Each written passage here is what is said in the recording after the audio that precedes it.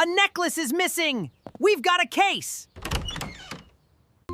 Splash, I need your help. Coral's favorite star necklace is missing, and I think shapes are the key to finding it. A mystery? I love mysteries! Let's go find some clues!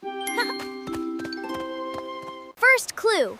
Coral said her necklace had a star shape. Let's practice finding stars, detectives. Found it! A star shape!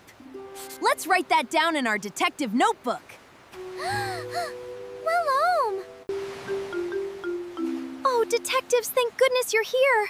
I've looked everywhere, and I just can't find my necklace. Don't worry, Coral. We're going to look for every shape around here. The necklace has to be nearby. Look, a circle!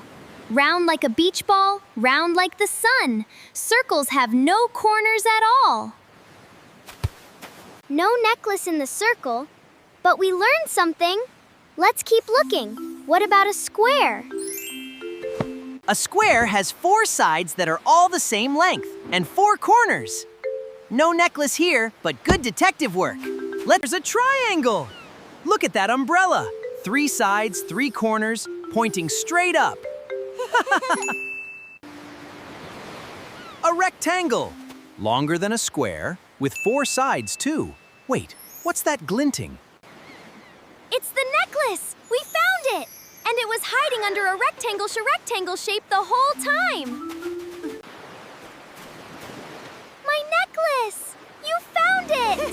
Thank you, shape detectives! Case closed. Let's review all the shapes we found today. Circle, square, triangle, rectangle, and star. Another mystery solved. Being a shape detective sure is fun, isn't it, Splash? Here, take these shells as a thank you gift. And see if you can spot what shape they are, too. Thanks for everything, Coral! Remember, shapes are hiding everywhere if you just look closely. Thanks for solving the mystery with us today.